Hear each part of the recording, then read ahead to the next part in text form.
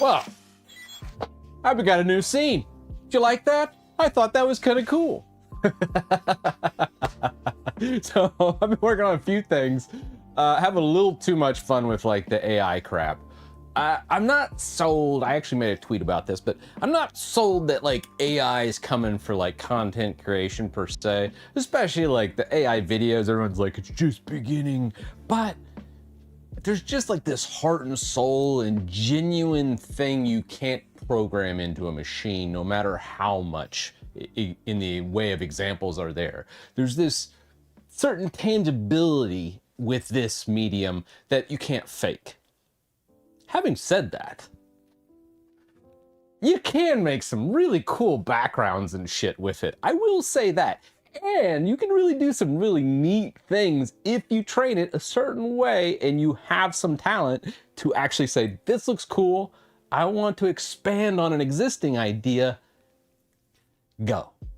That's where AI is. That's the future that most people, I think, miss. It's not completely worthless, but it's also not going to replace this. It just can't. It just never will. You can't program that, and you can't train it. It's just something that is just innately human, and I think people miss that. Anyways, so that's kind of like the thought. It's kind of like my thought with a lot of this, and I'm still tinkering around with many of these transitions and other tools, but I mean,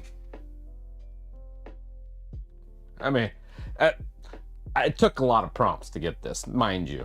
The first time they had like this fog all down here, and I was just like, what are you doing? What are you doing? But yeah.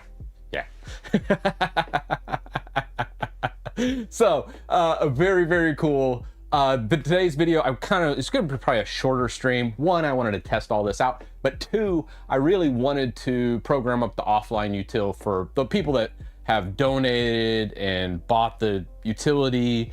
And also Jay's 2 cents did say it works offline, which it doesn't right now. So I figure, let's buckle down. I've already kind of done some preliminary research on this to kind of get us over the finish line. Hopefully it only takes about an hour to program all this in, give or take a day or two. but it might go pretty quick. So I think that's what we'll start with. It should be fun. And yeah, let's get into it. The future awaits.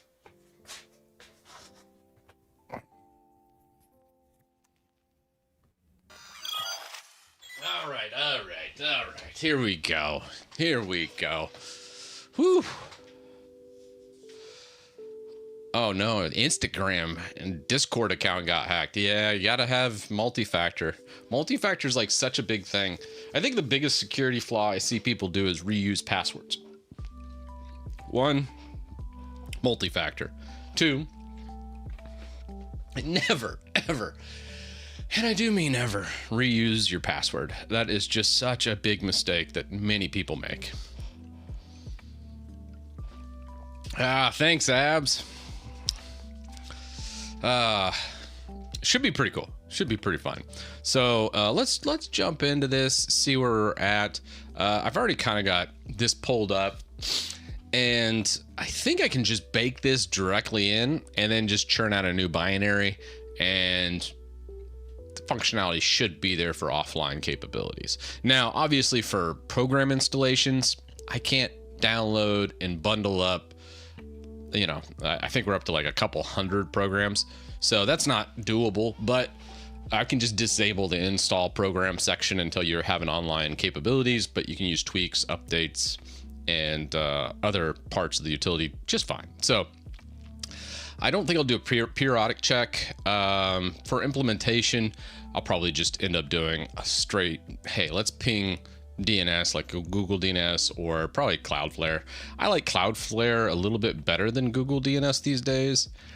But each his own. I'd never use OpenDNS. It's a little bit slower. It does more filtering, but I prefer like level 3 DNS, which is the level 3 is actually what I learned on, and that would have been early 2000s. That would have been 4.2.2.2 is the one I've used for my whole career for the most part.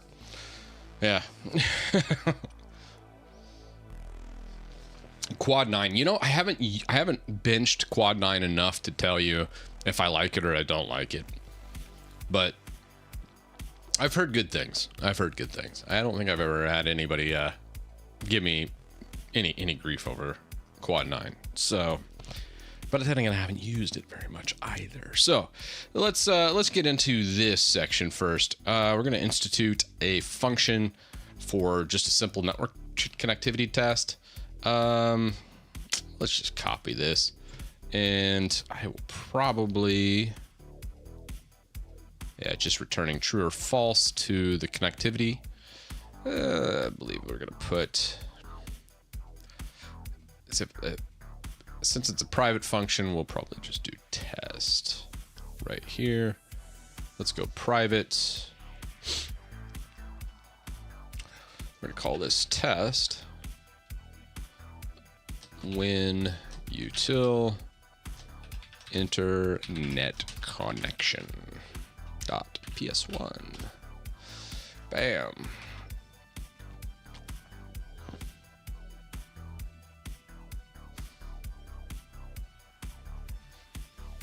Yeah, and I heard also update on the YouTube thing. I did a rant on the last stream on Tuesday about the YouTube. Apparently, the whole culprit all along wasn't Google, it wasn't YouTube, which I kind of figured it wouldn't have been. And we kind of isolated it down to ad block. But essentially what happened was EasyList added in a block for, I think it's like Google Analytics. It's a reporting server of Google's that tracks YouTube views. So all along, it was EasyList just modifying a few things, and it essentially broke YouTube view counts with ad blocker. So that's what happened. So yes, the tweet I had saying it's ad blocker, and that's what caused all the views to just plummet on YouTube across all of it. That was accurate, but to define it a little bit more, I know Jeff Geerling's been tracking it pretty well, and I want to say Theo Joe, believe it or not, is the one coupled with somebody else that actually found it. So shout out to Theo Joe, man. He doesn't get enough respect. Everyone just remembers him from him trolling everybody, but Theo knows his stuff. You know, it was pretty cool that was found.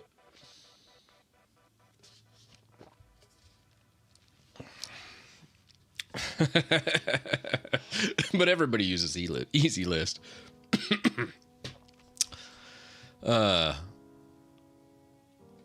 Let's go. So, no, not that Theo. Theo Joe. So there's Theo the programmer, which is big on Twitch, but Theo Joe is the YouTuber. Looks really young, but I think he's in his 30s. He just looks young, and he actually is pretty talented. Most people don't know that about Theo Joe. Most people remember him for like his early day videos where he went viral, you know, like double your internet speed, and then he sits there and makes a video about taping like two Cat 6 cables together. So he's just trolling folks essentially on the early days of YouTube, and that's actually how he got big. And then he like turned into actually professional technical videos. And I was like, so it was kind of cool. But he actually, I think he ended up purging, I want to say like 100 million views worth of those early troll videos. Fun fact.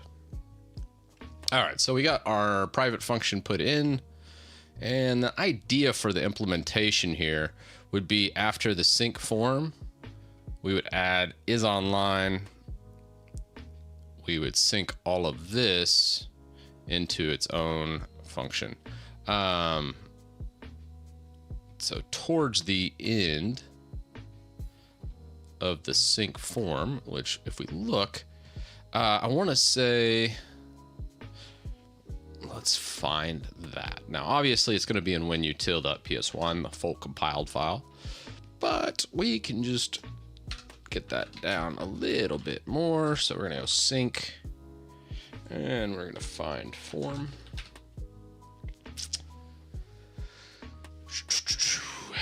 Now, how do we want to add content rendered?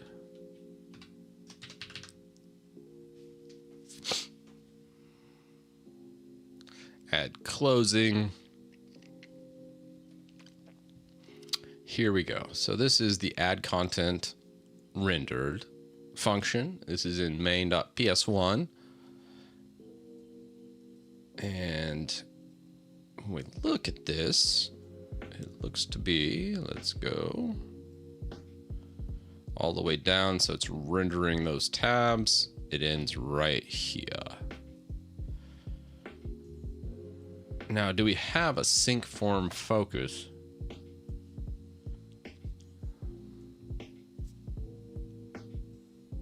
Yeah, sync form focus is right here. So I'll probably do this right here will change.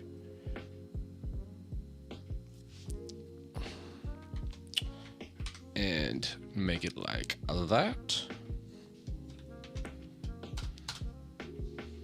Now you might be thinking, why not just let the AI take care of it?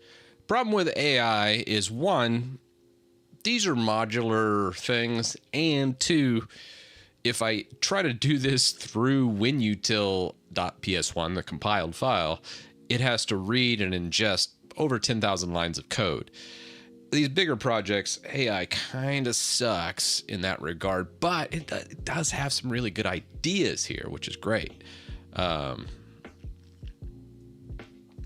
And we're gonna go false.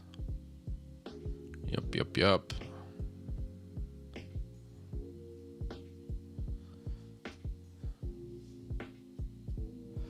Oh, Windows. Yeah, I hate it. I really, honestly, I didn't really want to do offline WinUtil, but I don't think I'm ever going to want to do this, except the fact that people have bought the utility in mass, especially from Jay's video, and I still haven't gotten an offline thing finished. And I was like, damn it, we just got to make this happen. We have to make it happen. So I like this. If we look at the changed files, you can see we're just taking that, adding the section in, if online, boom, else this. Okay. Beautiful. So let's compile this and see what we get. Also, I'm really digging, I think we're going to go full back to GPU pass through, which we might do. If this works right out of the gate, we might just go for it. Once we get going here.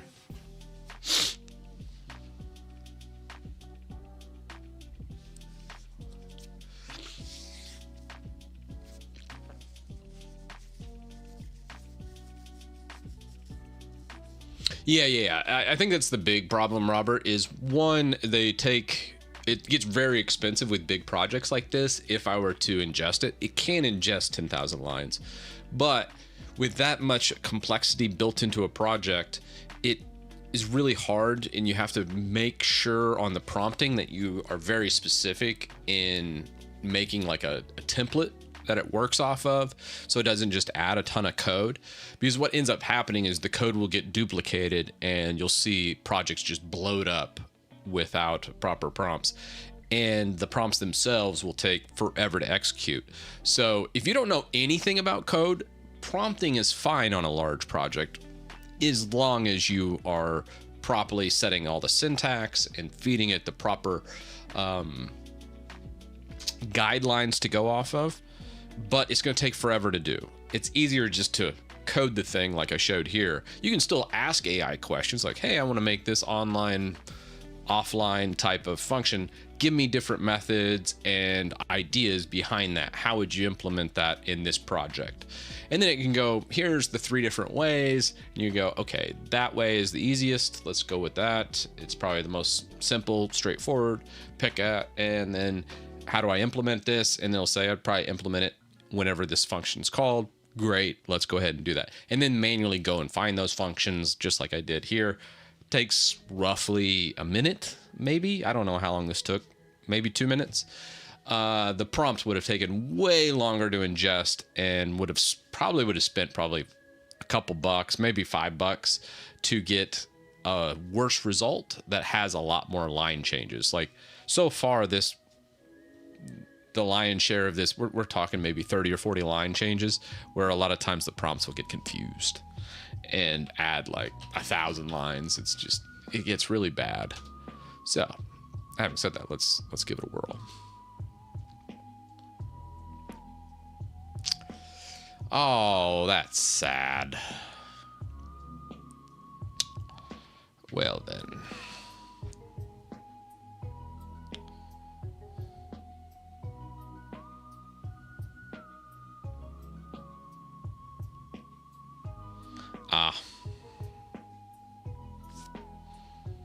I know what happened here. This has nothing to do with what we added. This is something else I was working on. Bummer. Okay, 1 second. Let's go to the compile. Actually, I think I can just access that right here. 1 minute. We forgot to omit something. So when we're compiling, we need to omit certain directories, excluded files.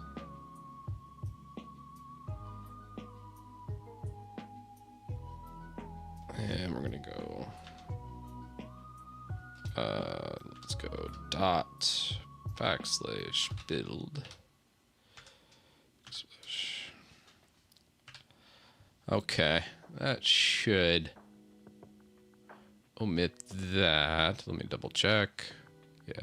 Oop, not build. It's binary. My bad. So that should omit that. GitHub, code owners, yep.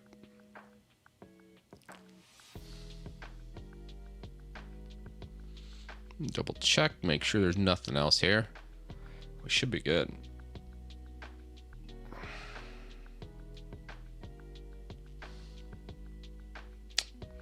All right.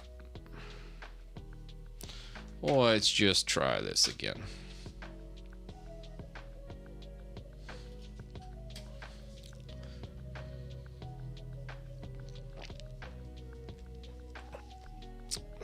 Hey, not a sea of red. That's good to know.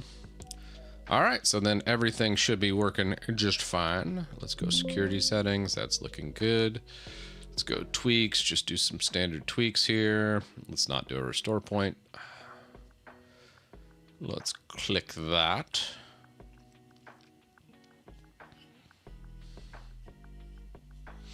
I don't think I've actually run this since my last cumulative update. Oopsies. This might take a minute. I dual boot Windows and Arch now on separate drives. Good call. Grub just fails to find the EFI system partition of the Windows installation, even though I use OS Prober and disabled fast startup and hibernation on Windows. I created a boot entry for Windows, but fails to chain load the Windows bootloader. Any thoughts? Ahmed, usually this happens when you do not use UEFI, but you say it's an EFI or you have a mix and match. So what happens with this is one of two things. One, your Linux is booting legacy, meaning like MBR style boot, or your Windows is. And whenever you have a mix and match of it, and both aren't like UEFI boot, then it has problems detecting what's going on. Thanks, Abs, for the bits, man. But that's probably the legit problem with what's happening. And it's honestly, that's why I always tell people, anytime you do any install, whether it's Windows or Linux, it should always be EFI. It should always be a GPT partition table. And if you haven't reloaded your system in probably 5 or 6 years, it's probably the old legacy crap, and you're gonna have to wipe everything out, reload that partition table, and then change over to EFI structure.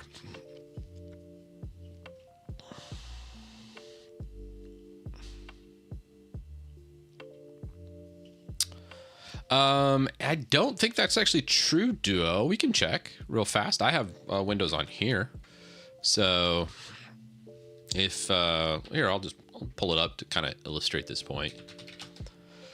So you can see right now, I don't have anything but NVMe E1 mounted. And if we look at our FS tab, you can see I'm only mounting the root, the boot, which is the EFI partition, and then a home partition. But all these are the same off the same drive. And it's able to find everything just fine. Now, to edit and double check things, you could also have OS Prober maybe not properly scanning. So you go default grub. Now, this is the base grub configuration here. There's a couple things you need to look for when you have dual boot going on. The first thing is where it says grub disable OS Prober, this needs to be false. This is actually the biggest thing. So you install OS Prober and you have to do here. Now this is a bit of a double negative. So I don't know why grub uses this language, but it's grub disable OS Prober equals false, because without this option, and if it's just omitted completely, OS Prober doesn't work. Or people get confused with the disable OS Prober and it ends up true, and that will also make sure it doesn't detect. And then once you're done editing that file, before rebooting, and a lot of people make this complicated. You don't really need to, so you can do this anytime. It doesn't matter. I'll go ahead and do it right now on my system. So you got update grub in the Debian partition scheme, but let's say you're on an Arch. You could honestly run this as well. You can do grub make config as a super user -O for output, and then you're gonna need to put this into boot grub.cfg. Hit enter. This will go ahead and remake this section of the file. So essentially what we did is you can change that grub configuration, look in there, and then look for this specific line. Found Windows Boot Manager under NVMe E0 N1 P1, and they added that option into the grub. Now, if you don't want that, I want to show you the other way. I know your specifically was I want to dual boot and you just use grub, but let's say you add true to disable OS Pro bootloader. Let's go back, remake that. Oh, you'll notice we just wiped out our Windows on the boot. A lot of people get real freaked out about messing up their boot. Once you learn enough about both Windows or Linux, it doesn't really matter. I'm very fluent in both operating systems, and I understand bootloaders at a very fundamental level to where I can just edit bootloaders, and I never worry about, oh my God, I can't boot, because I know I can easily just get them back. And honestly, I could just delete the entire partition and remake it and still boot. It's not people are like, oh God, now I got to reinstall my whole system. No. That's like the old days. Like the old days, you had to like make sure it's in the first couple bits of the drive. Dude, you could throw that EFI partition anywhere in the drive, and that's just gonna read. It's just that good now. So yeah, just my 2 cents. Anyways, let's go. Nope. Search task. Center widgets button. Okay, disable that. Let's go detail BSOD. Yeah, that looks good to me. All right, anyways, testing this again. I was just kind of closing that out. You can see the compile worked beautifully. Now let's disable our network. Now you could just pull the network cable to test this, but the best way in Windows I find is just come in here, hit disable, and then you ain't getting on the internet. It's just, you're gonna see oh, wrong way. This button right here, you see that? Ooh, goes into the little globe with the you're not allowed icon. So now let's compile and see what happens with this from an offline perspective. It should fail the IP run. Say we are on offline mode in the output, and then gray out the install. Nice. Ooh, that looks so good. Dang. about that? Damn, we're so good. All right, nice. You know what? One more time real fast. I did see the output here. I probably want to kind of clean up that verbose output on a offline install.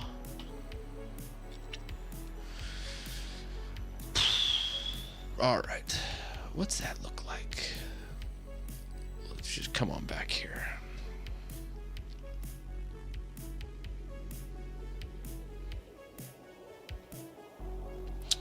On the test connection.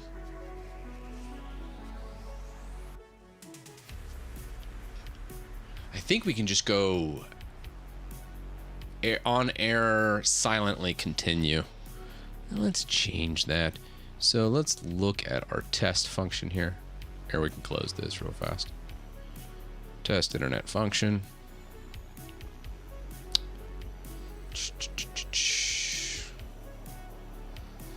And what we're gonna do is just manually type this in. And we'll just use old Cloudflare for this guy.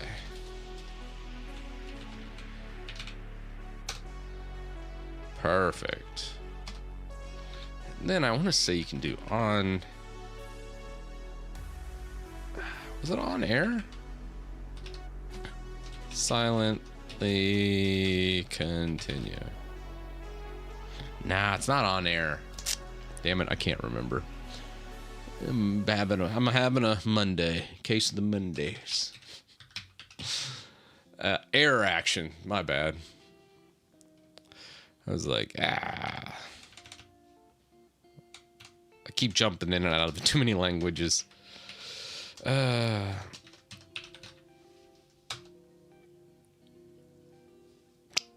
Perfect.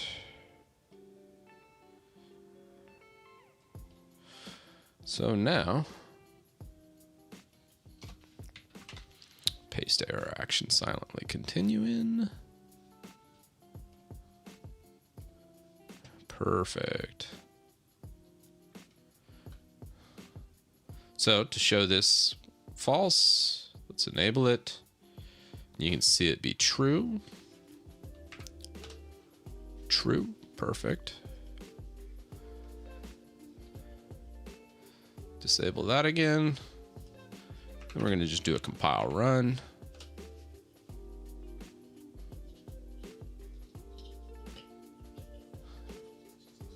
Oh yeah, well I want to make sure the people that actually paid for the utility gets the benefit. I didn't anticipate this actually being a thing. But Jay's 2 cents essentially forced my hand. He was like, and if you pay for it, you get an offline version. And I was like, shit, I never said that anywhere, but I appreciate the shout out, Jay. I guess we're making an offline version. I mean, I could see how he could think such a thing, because otherwise, why would you pay for it? So I get it. All right, that's pretty funny though.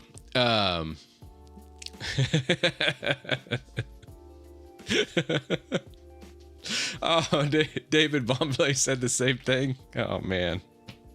All right, we're gonna get that offline done today. Obviously, we already got it programmed now. Now, easy peasy, man. Man, that works so well. God, we're good. All right, we're gonna make changes. For the changes here.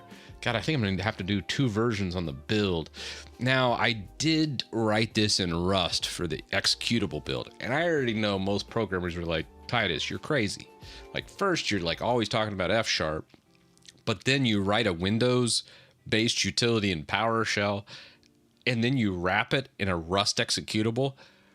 Are you brain damaged? Like, what is wrong with you? I'm just crazy. I don't have any rhyme or reason. I just like a challenge. And sometimes the easiest way is just boring. And you gotta like, I want to feel alive.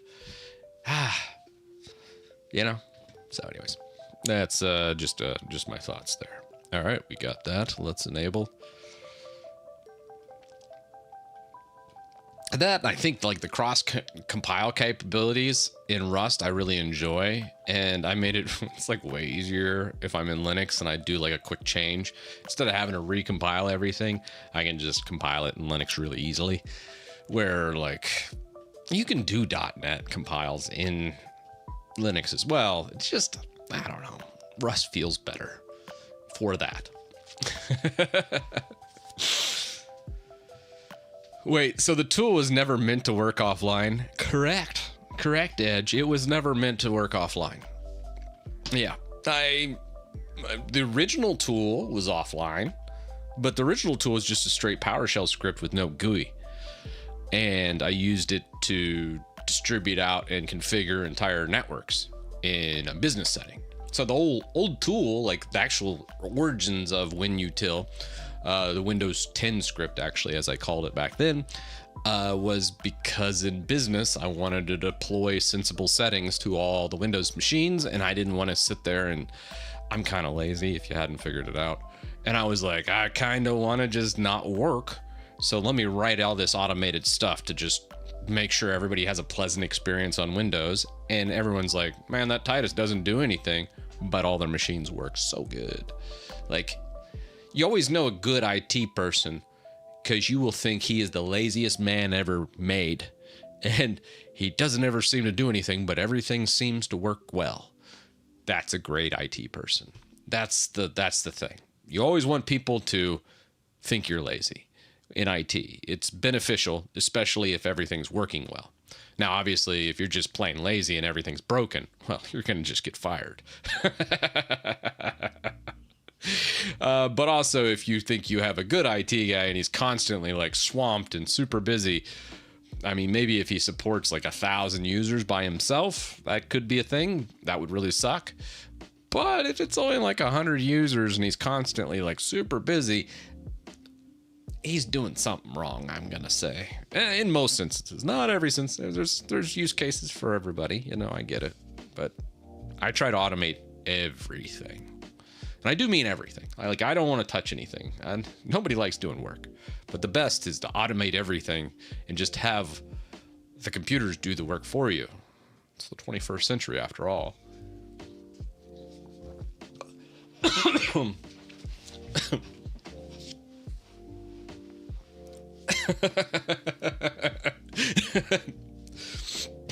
I mean, it's kind of funny. Oh, I don't have that actually. To do the vibes. Lion, thanks for the tier 1. Yeah. But yes, Edge, you would be about the 1,000th person to ever say that line right there. Everyone's like, oh, God. Like any business I've worked in, almost all of them are like, that Titus, he seems like he has a good life. I should have been an IT person. Almost, I've had that said so many times to me. Is I've always enjoyed being in IT. It's always been fun for me. But then again, I automate almost everything. So I essentially don't have to work and have everything work behind the scenes. Oh, gotcha. David Bomball's video. Oh, okay. Well, we can watch it. I haven't seen it, so it'll be an initial reaction. I didn't know David gave me a shout out, so that's awesome. But first, let's finish this up. Offline capabilities. Let's commit that. Sync it.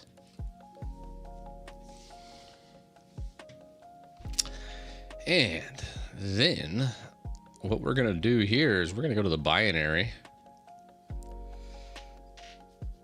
All right.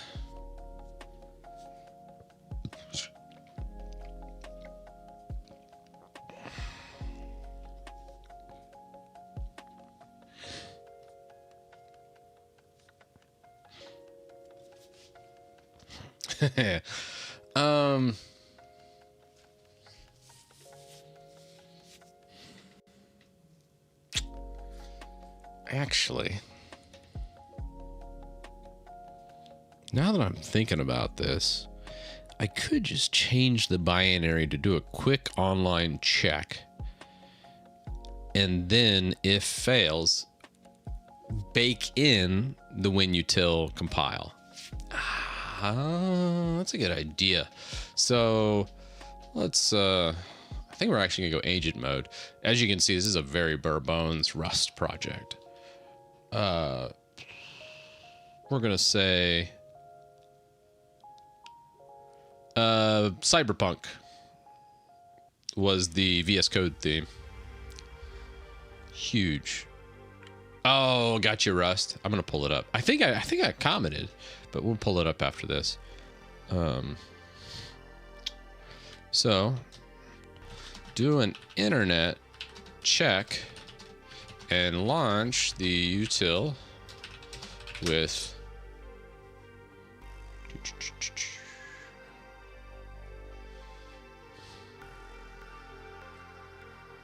this.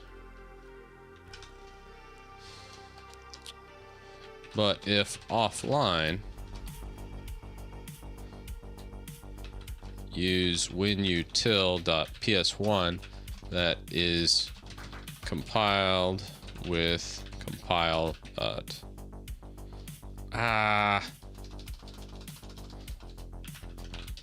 be baked into the compile.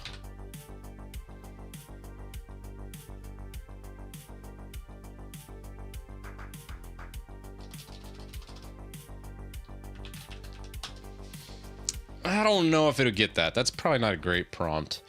Not 100% sold on that, but we'll see. Yeah, we could do a cache kind of thing.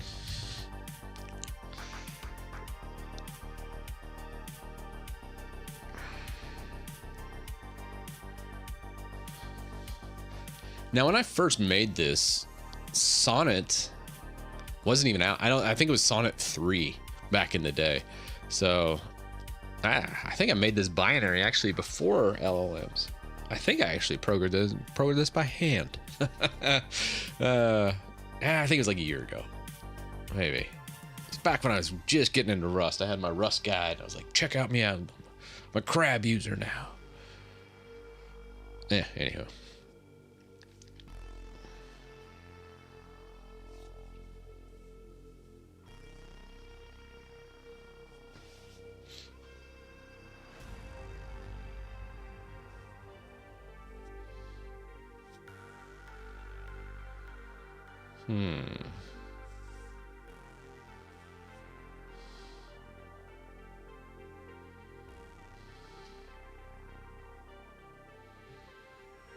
So, no internet connected.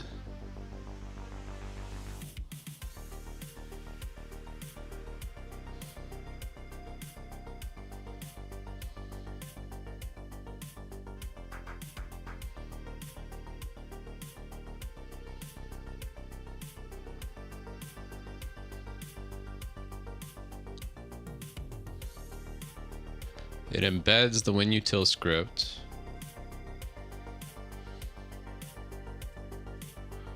Okay.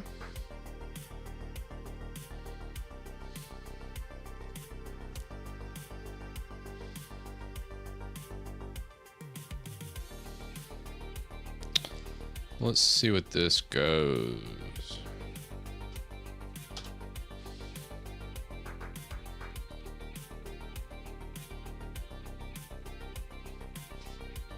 Yeah, I think we have a permissions issue with the build directory.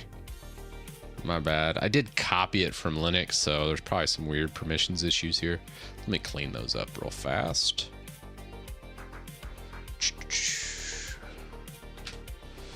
We go properties. Just remove the read only.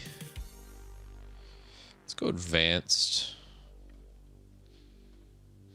I don't like that, but let's see. Yeah. Let's go security. Subscribe. Should have full access. It does. Let's edit this again.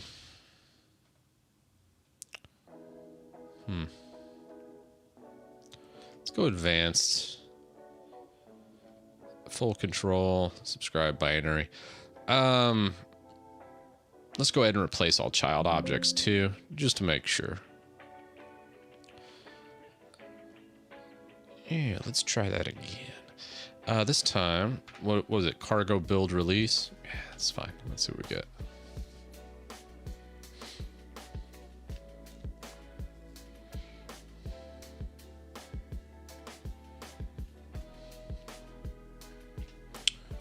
Seemed to work.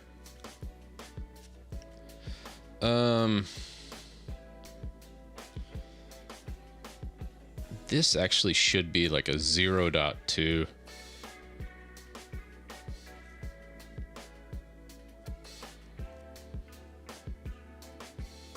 Yeah, so I'm gonna need to bake this in.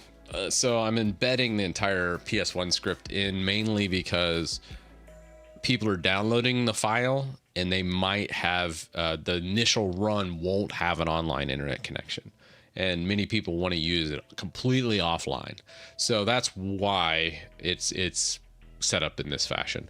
Having said that, though, we do need to change one thing. The versioning is wrong. These build dependencies probably need to be updated as well.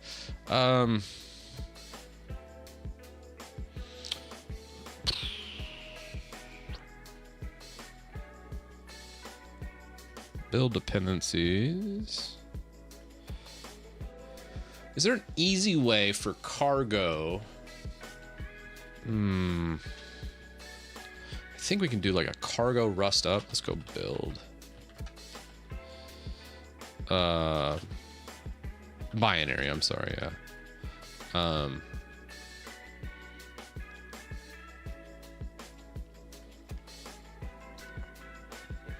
Yeah, I could keep the same depths, but I kind of want to make sure there's is there a cargo command to check dependencies for updates? Like a dependabot essentially, but I want to run it. I want to determine whether or not to upgrade it or not. Our cargo, let's not change that to agent. Let's go ask. Cargo command to test if there are dependency updates.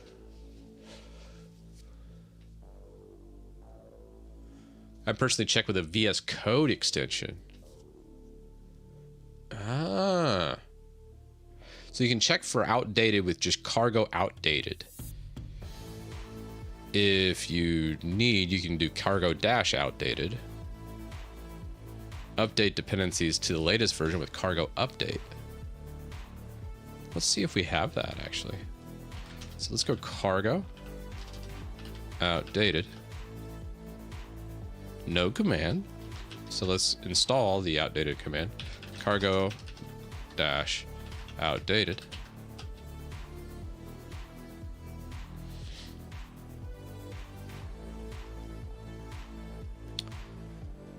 I probably should do a rust up. I can't remember the last time I actually did a compile on this Windows system.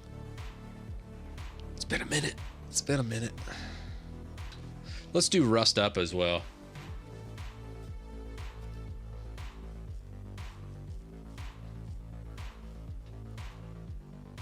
Might need to check for internet to make sure it doesn't try to WinGet such on launch without internet. Yeah, Ruck. So what happens with this is we bypass and disable the first tab altogether on the offline. So that's already coded in.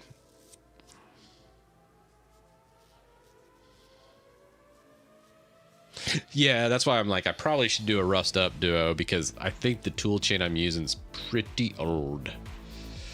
Pretty darn old. I can't remember the last time I did an up on this specific install. And I'm always bouncing around on my Windows install, and I can never remember which one I'm actually building stuff on and which I'm not. This one I've been on for a while. So we probably should fix that.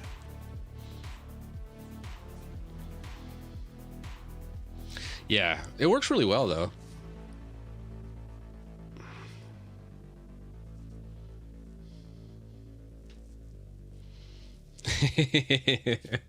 Yeah, I think we actually, I trained a guy. He's amazing. Basically does most of my old job for me. Occasionally I can do something kind of cool though. So like I'll go into work and there'll be something that they're like, well, we're having this issue and it's fine, but I'd be like, well, let me see what I can code up. So the other day actually at work, funny you mentioned it. I actually made an article yesterday about this. They kept, I don't know if anybody has ever used track changes on Word documents, but essentially what happens is sometimes like you have like a company that needs, they're sending everything back internally and they're doing a bunch of track changes among a bunch of users. But then once they finish with that document, they need to send it to a client or somewhere else, but they want to show all the changes they made. But they don't want to like have a whole bunch of users mixed in.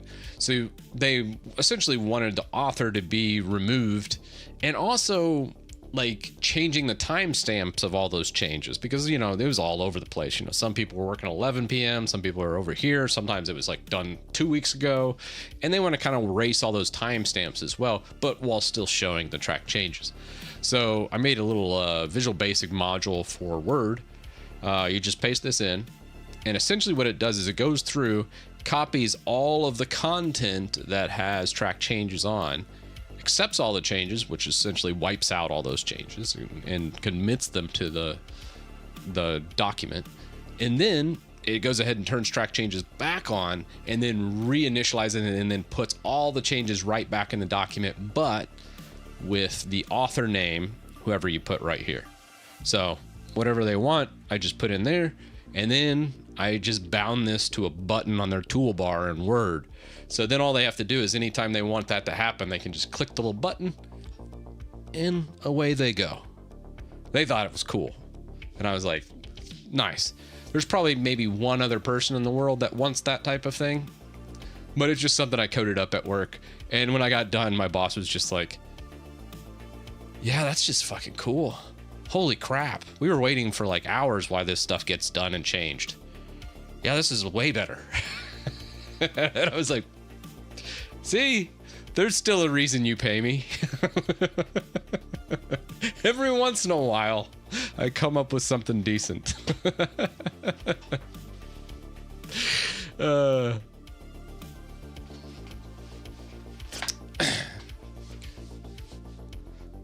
Yeah. And PDFs can be editable and all that. Like a lot of people don't realize, like, to change Word docs, what you can do if you want to really kind of dive deep into the illogical and often crazy world of Microsoft and how a lot of people give Microsoft tons of credit and think, oh, these geniuses at Microsoft thought up all these things back in the day. Oh my God. Yeah, they made a ton of money, but doesn't mean they were really that smart. And the Word documents are hilariously bad. Specifically, like to give you an example, take a docx file. And what I want you to do is change the extension of docx to .zip. And then open it. Did you know docx is actually not a format that is just directly like opened and executed in Word? Most people think so. But actually, it's like a culmination of like XML and all this other crap in there. And then you can change whatever the hell you want. It's completely wide open. So all the stuff Microsoft locks down in your Word docs, little did you know, you could just change it to zip, open that up, and then you got it's direct access to the XAML files right there, and you could just change whatever you want. You want to change all the editors to be like, you know, something funny, you can do that. I mean, it's pretty wild. It's just an archive. Yeah. No more you know. But again, like there's just tons of that like little craziness when how like Office was built, and Windows really is just seeing fresh coats of paint and paint over paint over paint over all the years. So there's all this like jank with Windows and Microsoft products. I think they're absolutely atrociously designed. And I think many of the programmers just were in this insulated bubble. I wouldn't call them necessarily smart people, but I would say they got the job done. But there's way better ways of doing everything. And that's the cool part about it. That's what I love, is like the dissecting of many of these things. And I'm just like, cool. Wow, I would have never done that. That's stupid, but cool. I'm glad they did it that way, because now I can just hack through and do whatever the hell I want. I think that's why hackers just love Windows too, because there's just tons of like little tidbits there. Like if you look at like the file protocol, like SMB, it's just awful, like just the worst in the world. Same with the file system itself, NTFS. Like FAT was even worse. But like there's just so much to pick on with Microsoft. But I say that in a loving way, because it's just fun to hack it, and you can do pretty much whatever the hell you want, and everyone does and uses it this way. It's kind of funny. It's a case where I have to always remind myself, how you market something and how something looks is far more important than how it works or how good it is or how well it's programmed. The marketing and conception behind it and the people that think about something a certain way is much more important than if it actually works and does the thing you need it to do exactly the way you think it should work. It's really important to understand execution and how people perceive what you're doing, because that is 99% of what matters. It still needs to work, mind you, but if it works and it's just kind of like a cobbled together mess, if you can present it in a way that people really just love it, that's a better product than the perfectly coded thing that's just kind of like ugly and people don't think much of it. The sad part is, yeah, the latter is definitely the better product, but no one's going to use it because of how it's conceived. And that's like what I've learned probably the most from Microsoft. Apple too, in this regard, it's much more important on how things are perceived than how they actually work or how good they are from a programming standpoint, because the perception is the thing that matters the most. And I think that's missed on a lot of people. Most people really just don't understand how much that impacts things. So anyways, sorry, I'm just sitting here rambling, just yapping forever and ever. That's me. Anywho, fun. Oh, so now we got cargo outdated, and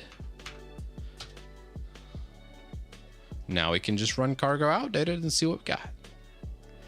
Nice. So you can see the latest.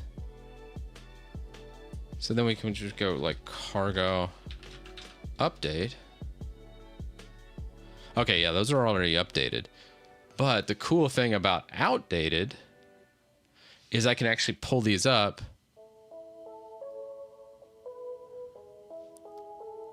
I wonder why these were removed, right?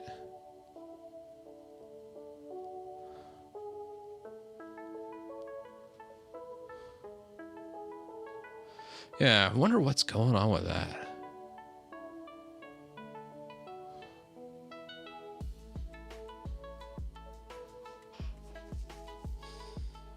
Well, let's put it in. I'm kind of curious to see what the old AI comes up with here.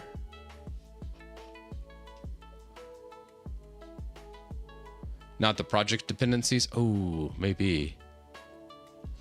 Okay, let's how to check project dependencies for outdated.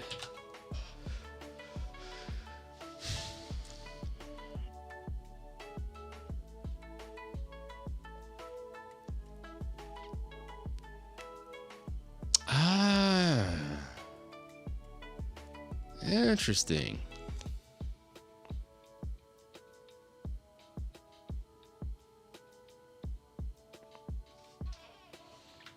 So if we do that, what's that mean?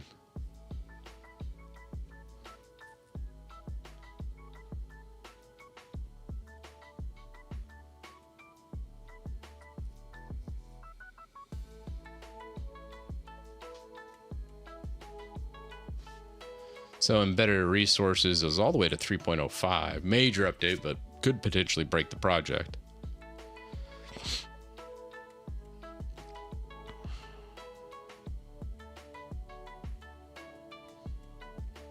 The big one's embedded resource. So just taking it to 1.8 is really the only thing we need. But I kind of want to just take it to 3. Let's go, right? See what all we do. Because 3.05 is currently what we do. So we just do 3.0 because you don't do the revisions. So embedded resource. 1.8 would be safe. But I want the new hotness. Let's see what 3.0 gets us. Let's go. What do y'all think?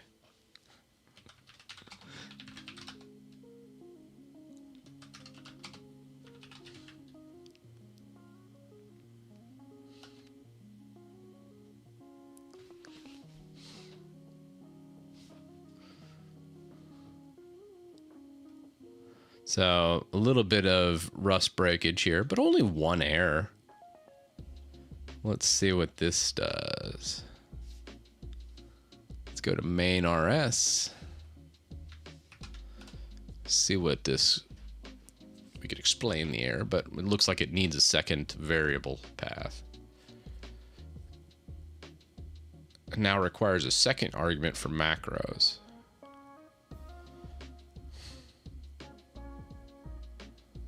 So the second parameter is for preprocessor macros. Since you're not using any macros, pass an empty iterator with standard iterator string.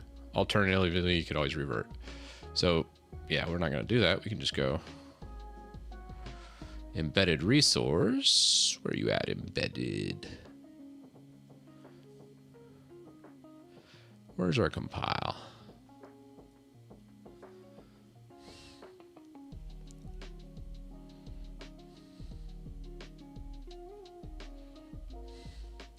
Ah. Dang it. Come on, man.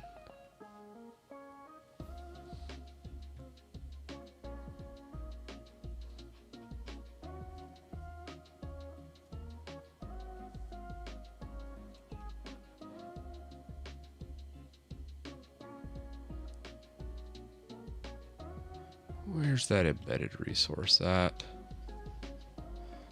Let's go.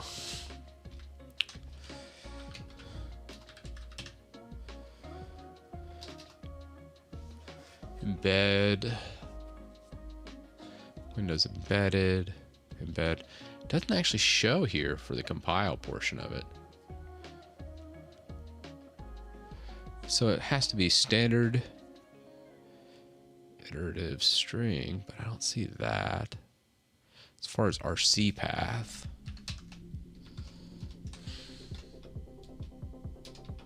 I don't see that either. All right.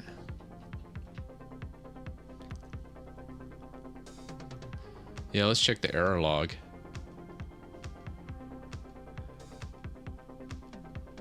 So, line 34. Right here.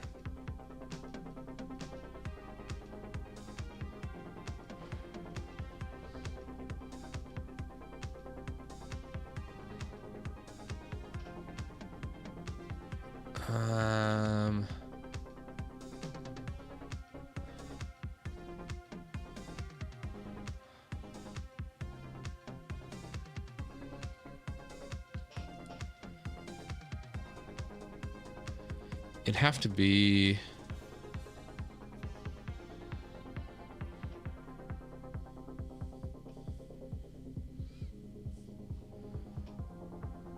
Let me pull that up again. I think it's in a library, but let me...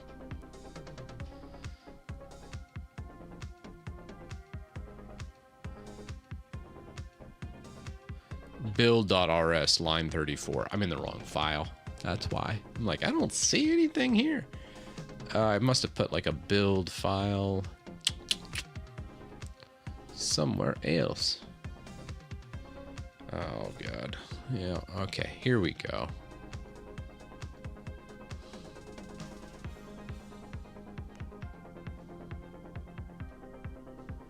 Now we're cooking.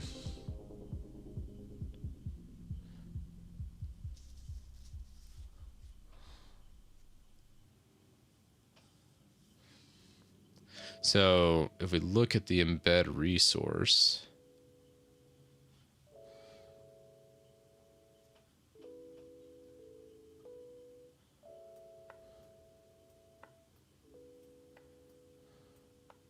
yeah, have to be right here.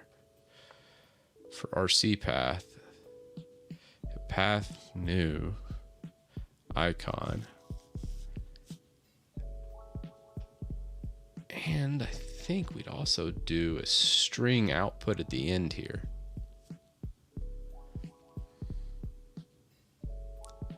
Let me, I would probably put, I would say probably for the RC path, I would probably do the colon string with parentheses. I think that would be the fix here, but let's double check.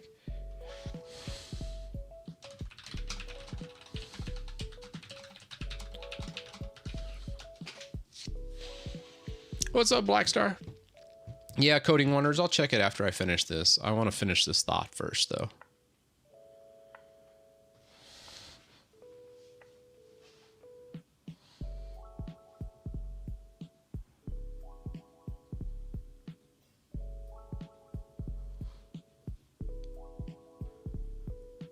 So right here, it actually adds just the secondary standard.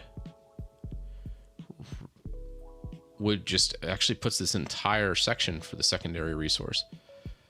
Interesting. So we just add it right after that. So I would have put it in the wrong spot.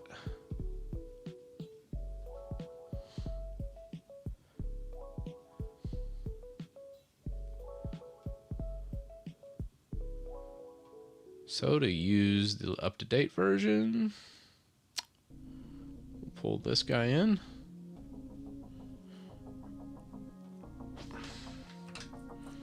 And then let's try a build. Let's see what this looks like. We're not using the preprocessor macros, but it should be fine. Okay.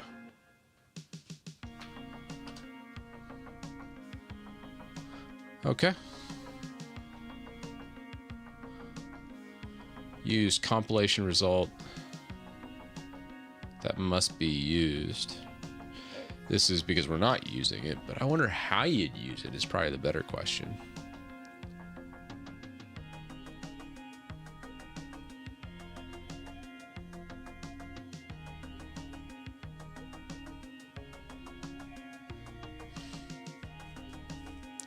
Okay, add embed resource colon none as the last argument to embed resource compile and embed resource compile 4. Okay.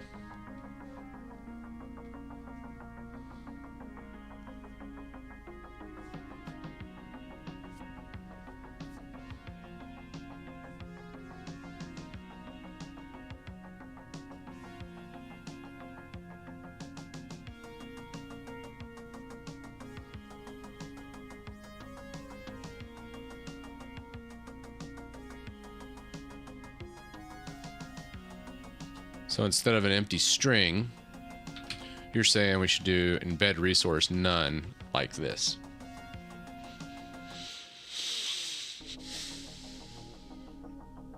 They changed another thing from 2 to 3. We were actually on 1.7, so we were really, really far behind. That's the thing about Rust, is it moves so darn quick. As soon as you get used to certain syntaxes, it feels like it changes. All right, let's build this and see what that looks like. Okay.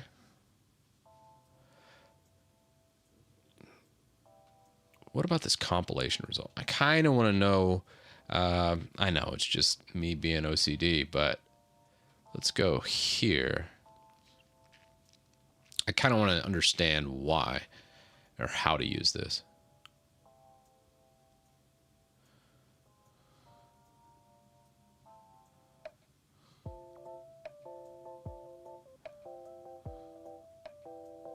So this wants to add a new function, Windows icon.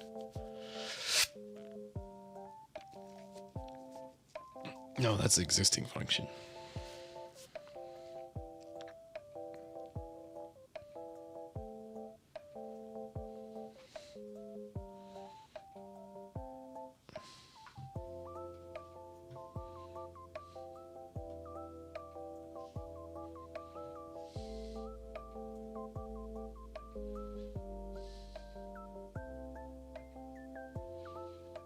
Add manifest option unwrap or manifest required unwrap to all embedded resources compile. For calls, compilation result must use, so it should be highlighted automatically.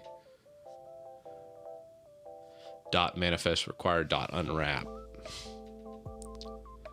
Okay.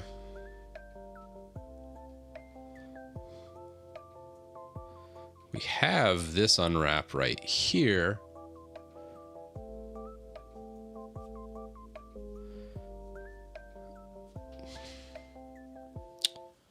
What's this one to change?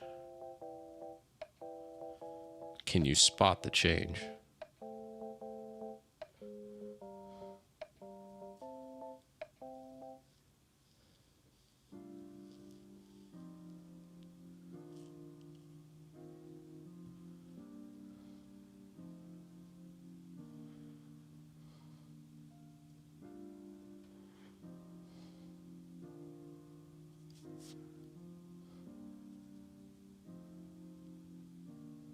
Does it? Let's see.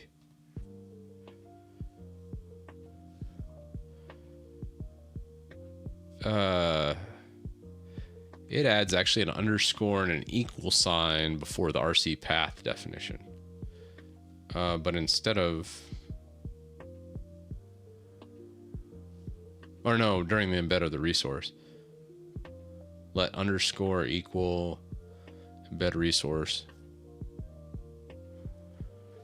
Nah, that's just, I'm gonna undo that. I don't like that. I do like the match though. Like we could add this, which would utilize it.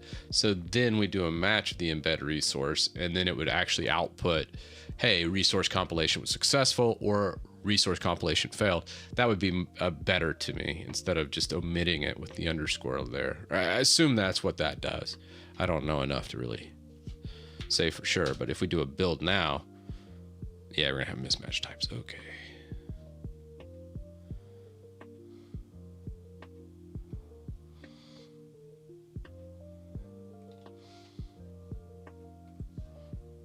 Yeah, let's see.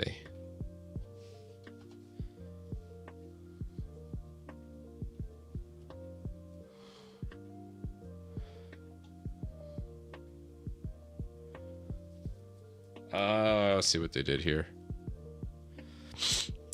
Right here under the embed resources, they did the match, but they also had to wrap this. So if you look at that, keep. Now let's compile that again.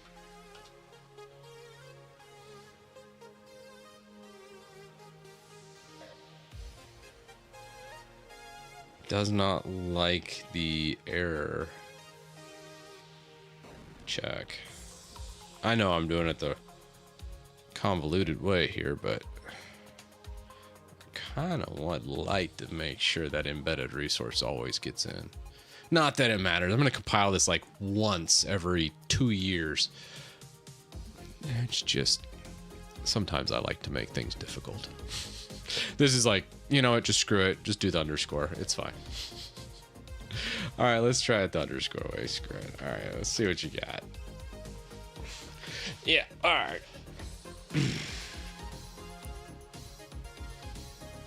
Yeah, so instead of the match, we did the underscore equals. Explain why. This simply ignores the return value with let underscore. So we're doing it, ignoring the return value of the embed resource. How do we tell if it fails to embed?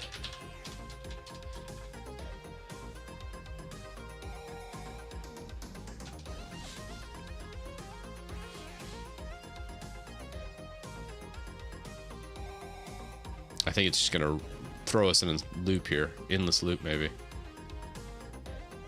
Oh, no. We could still do the match. This way, it just does okay, else compilation failed. Oh. I like that. I think that's actually kind of nice. I honestly would probably make this a panic fail, like the comment suggests. Because if it doesn't embed the file, I want to make sure I don't distribute something that's online only. And I'd much prefer it just not even make and say, hey.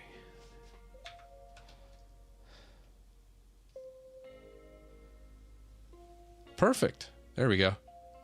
Yeah, that's the way to go about it. So we do the resource compilation successful. We can see that's new. See it setting the icon. God, I like that so much. I wish I knew Rust better, but I do like their compiler. I know people always crap all over Cargo because it's slow, but I really, really enjoy it.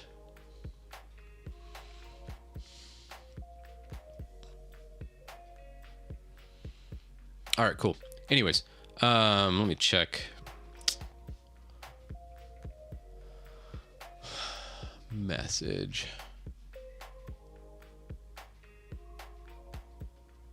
Oh, okay. I got you.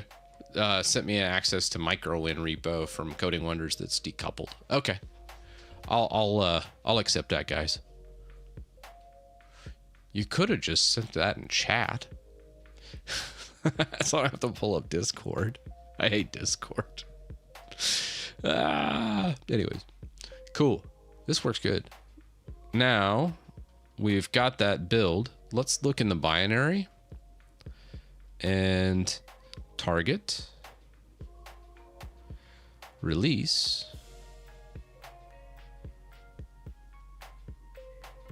If we go target build -- release,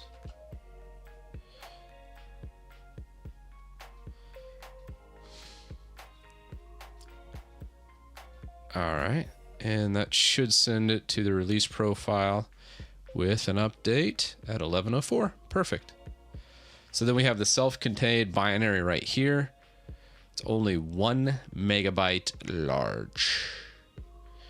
That does not seem right.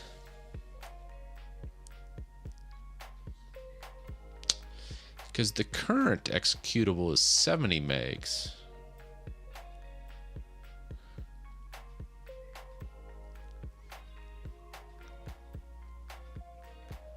Am I missing something? Is it 70 megs? What is the current binary? All right, let's just run this real fast.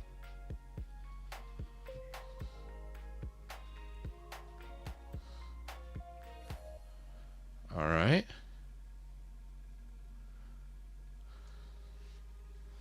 So it'll grab the online version, launch it. Perfect. Gravy. So now, I mean, it's a pretty small executable. Oh, that's why I switched from C#. Because when I was doing the PowerShell crap in C#, it was 70 megs. And then when I switched to Rust, I was like, oh, it's only 1 meg big. Yes, please. So anyways, that worked good. Now let's disable our internet connection.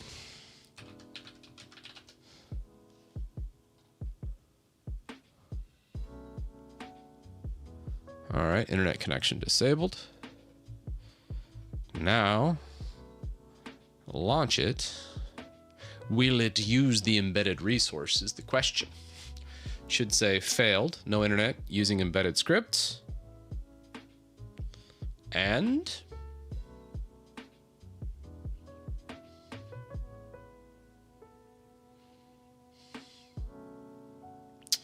might need it to launch as admin.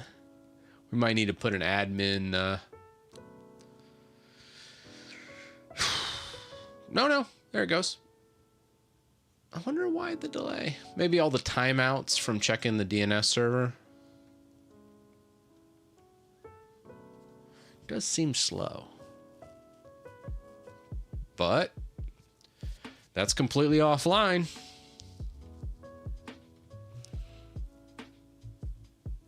That is completely offline. Money. All right, now let's copy that. Let's bring that into downloads. Okay, yeah, it is quite a bit bigger. So it was 600 KB. Now that we added 10,000 lines of code in a PowerShell script, the executable is now over a meg. I know people are watching this are going, Titus, are you saying megabytes or kilobytes? I'm saying kilobytes here, and hear me out. I don't think everything needs to be 1,000 megs. You know, like every damn program you install these days, they add everything in the kitchen sink behind it. And then it's like literally a gig worth of stuff to just run a simple program that should be literally 40 or 50 megs. I'm kind of obsessed with having a minimal executable. I still don't understand why that's so slow, though. Let me run this as admin and see what happens. I'm curious. Was it... I'm pretty sure it's the timeout here. Yeah, so right now it's pinging. I want to say what's happening is it's pinging a bunch of addresses, failing, waiting for the timeout, and then running the offline script.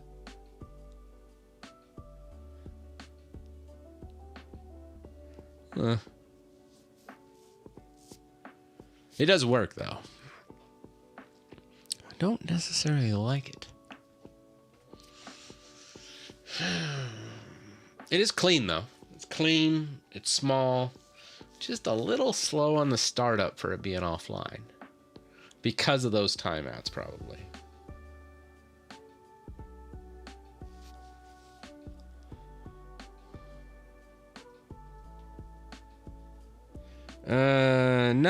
No, this is a PowerShell. It launches into PowerShell.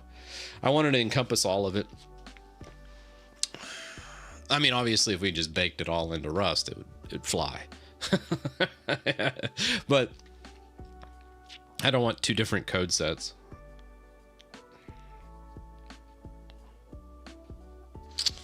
Let me look at that. I think it's fine. What did I say earlier? It's good enough. Does it work? And it does. If we look at this,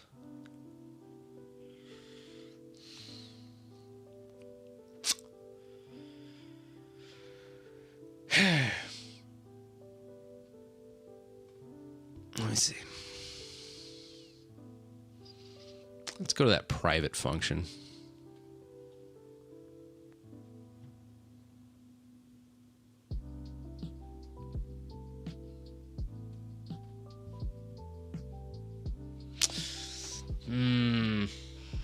That's what's happening.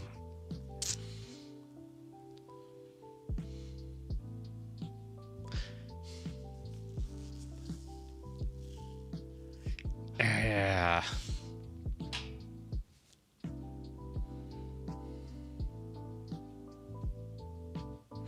Thinking.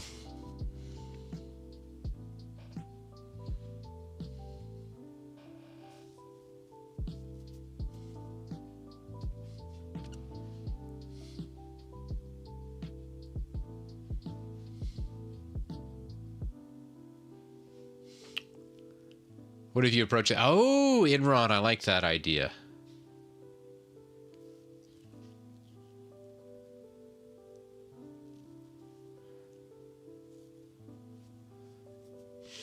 I do like that idea.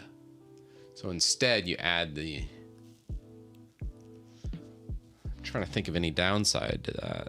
Because right now, we're running it after it builds everything.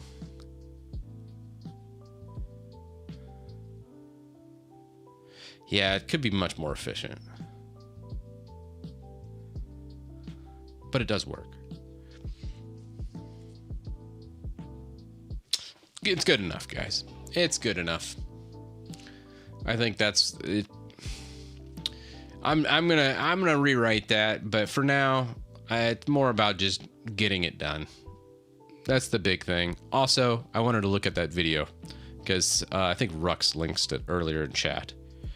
Oh, we're in Windows. My bad. All right, great. Let's go here. We already did the commit for offline capabilities, but I need that target binary. Need the target binary. Let's close this guy. Close that. All right, that's built. I'm gonna have to take this inside for this later on, but that's okay. So we're gonna take Windows production. Oh, we're offline. Gonna help. I'm not gonna be able to hit the internet with offline, so there we go. Let's bring that back up. And oh, I think we'll put it in main pool, actually. I'll put it in here. Can't use digicert util. It actually has a vulnerability right now, so I'll come back to that. You have to do, I think it's the sign tool directly in PowerShell to sign it properly. Otherwise, I think it does something with encryption where it uses SHA-1 instead of SHA-256. So it's quite a bit worse, which digicert, if you're paying like thousands of dollars and using their tool, just FYI, you're getting screwed. All right. You guys check the Discord. And we're going to check on old. Right here. Oh, no. That's the new AI slop Coding Wonders put out there. David Bumble. Why don't I know him? Have I not met him? In this video, I'm going to show you some of the most important software that I think you should install as soon as you have a new Windows computer, or even if you've got an older Windows computer and you want to optimize it to stop tracking and to debloat it. How do I not know him?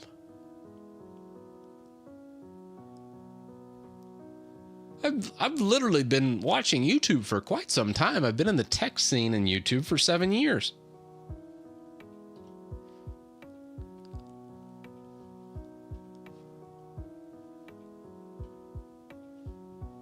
He's got 3 million people. He's churning out videos every other day.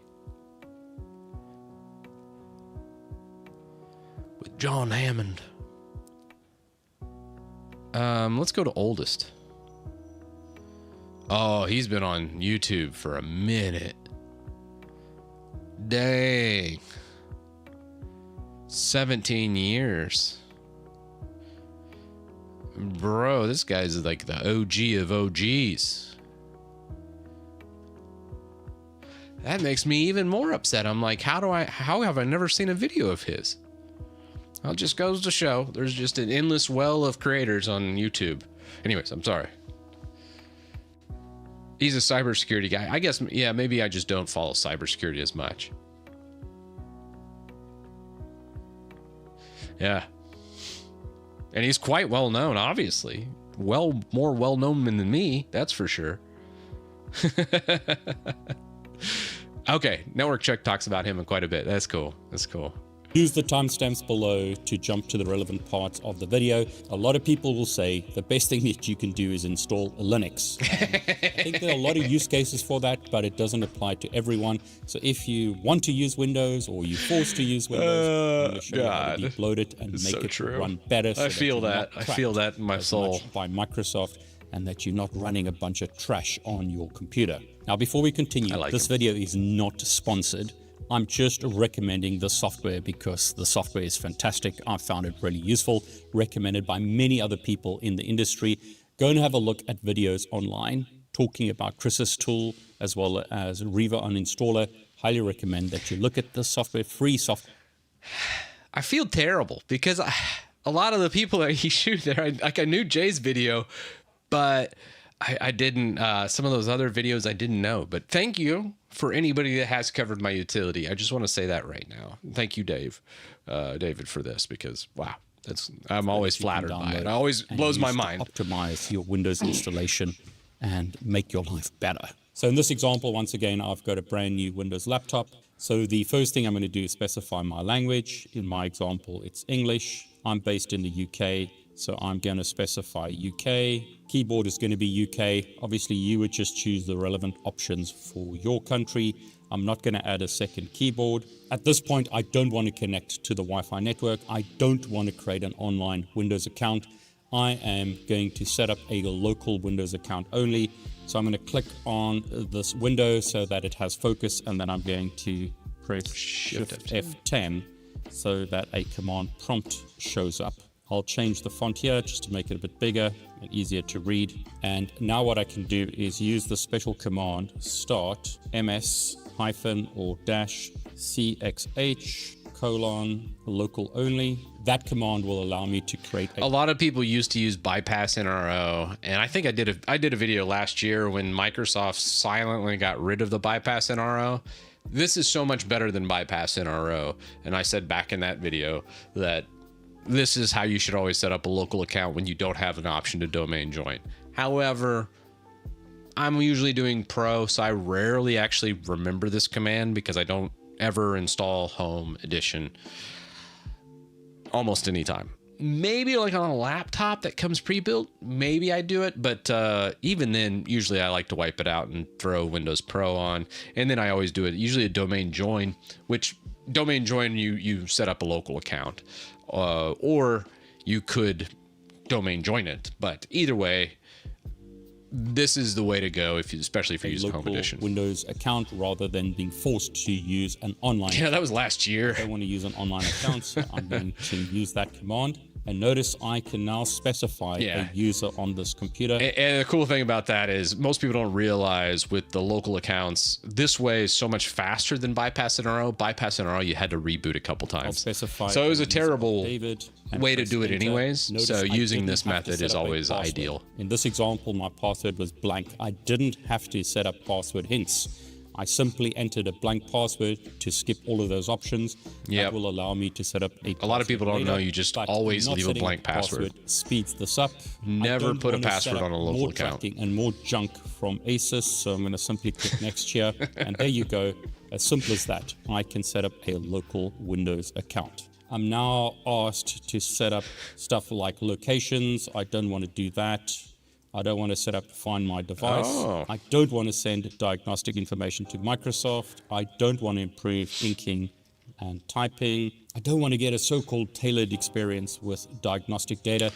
Also, another thing most people don't realize is you will always be sending some telemetry to Microsoft. No matter what you choose out of any of these settings, even if you debloat or do many of these settings that he's about to show, there will always be a level of telemetry that gets sent back to Microsoft. Microsoft will always get some information about you and your computer when you run Windows. There's no way to avoid that. Now, you can avoid how much data you send back to them. So usually there's 4 different levels of telemetry and built into Windows. He's probably going to walk through how to get it all the way down to the lowest level, which is security. Security telemetry only. Whether security, it can be debated whether that's a good or bad thing. I'm going to say it's a bad thing, but you will always be sending something to Microsoft. Don't ever think that you won't, because that's just the nature of Windows. Most of that, really the core telemetry, cannot ever be removed. However, you can really downsize the amount that's collected and the amount of data that's collected by changing this telemetry by up to probably well over 90%. So it's still worth doing. Microsoft tracking me. I don't want to use an advertising Still going to track you to some extent. I'm going to say no to use presence sensing. And there you go. I'm now logged into Windows. So simple as that to set up a local Windows account. But in typical Windows fashion, with a laptop like this, notice I get a bunch of... You're going to connect to the internet eventually, Phoenix. So you might have a bunch of other trash showing up They'll get here. you eventually. But I don't want all of this trash on my laptop. I want to remove all of this trash, all of the bloatware, all of the tracking. I don't want Microsoft to constantly track me. So we're going to use one of Chris Titus's tools, fantastic tool that allows us to remove a bunch of nonsense. Now, if you know the command, you can type it directly. I'll link it below. But otherwise, you can just... So you don't put a local password because it would bypass so much of the BS settings to start up with. So you always leave a blank password. And when you run the utility, if you have a blank password on your local account, as soon as you go to install a program, it'll prompt you to set a password, and that will set the password for you. So I made that part of the tool, it's very streamlined, because you always set no password, and then you run the tool, you go to install a program for the first time, boom, it's going to say, hey, enter a password so we could install from local accounts. Things like Spotify, it needs to run as a local account, and you have to have a password to run as a local account from an admin prompt. So that's why that's all set up, more to just streamline the install. But you can set a password as your local account. That's fine. You're just going to have to answer some more questions, which is great. For his tool online. Again, I'm not going to allow Edge to track me. So I'm not going to allow all of these options, and I'm simply going to search for Chris Titus tool. One of the first things I would do here is download Brave and get rid of. Man, I remember I used to just say debloat Windows, and that was the first hit. This laptop hasn't been connected to the internet. So what I'll do is connect it via this Ethernet cable to my Starlink. Debloat Windows? There you go. You can see we've got Win11 debloat's now the top spot. Showing up as our first option. The command we want to use is this was the old web HTTPS. So I'm going to copy it from his website. Still there. You can get this information from GitHub as well. So on GitHub, it gives you information about this, as well as the command. That was 3 years ago? No, probably longer. I will put the command below. All you need to do is basically right-click on the Windows icon and select this option, Terminal Admin. You're going to want to allow this app to make changes to your device. So I'm going to click yes there, and notice I have got a PowerShell window open. This is PowerShell, it's not CMD. So notice at the top here it says PowerShell, and I'm going to right-click to paste the command into PowerShell. I always use IRM instead of IWR, command, which I've put below. Invoke REST method is just a faster method. Website. Now, disclaimers always with this type of thing. Instead of having to copy and paste and look it up, this command on you can just go IRM christitus.com/win pipe IEX. Chris is well respected. This is a fantastic tool, highly recommended that you use it. But as always, you take responsibility for running any tool. Okay, so what I'll do now is press enter, and this will run some software. You can get a paid version of this where you run this offline. I'm not doing that. I'm simply running the free version. So you can see we've got Chris Titus Tech, Windows Toolbox, and here it displays. We're making the offline version right now. One of the first things I want to do I'll upload it later tonight and update everybody. I want to use Edge. So I'll leave that in the background so you can see what's going on. It happened again. Say install upgrade applications. So as you can see there, I still appreciate the Brave. Shout out. Basically, all you need to do now is wait for the app to be installed. Okay, so as you can see there, installs have finished. If paid versions offline. Notice that app is installed on. Here you go. I highly recommend that you use Brave rather than other browsers. All right, well, we made the offline version today in today's stream. So Jay and David are now correct. By default, set it as the default browser. I would say yes. I'm not going to import anything because this is a brand new install. You might want to import stuff from Microsoft Edge. And then I'll say set this up later. How many people use Brave? I'm not going to contribute and send diagnostic information, etc. And I'm going to click finish. And there I have Brave installed. Now, you might want to customize this to get rid of some of the stuff like the background images. I use Zen. Stats, the top sites, the clock, the cards. You might want to hide all of these. People are waiting for them. And me to make the tool up. So I'm going to hide that.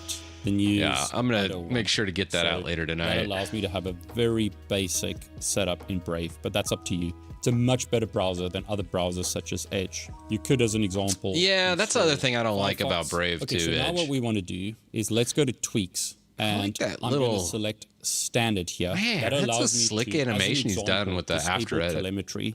I mean, do you really want Microsoft spying on you the whole time? Notice on Chris's website, it says disables Microsoft telemetry. Note, this will lock many Edge browser settings. Microsoft spies heavily on you when you use the Edge browser. So you definitely don't want to use Edge. So we're going to disable telemetry. What about location tracking? Do you really want Microsoft to track you? So disables location tracking. I mean, come on. It's ridiculous what they're doing.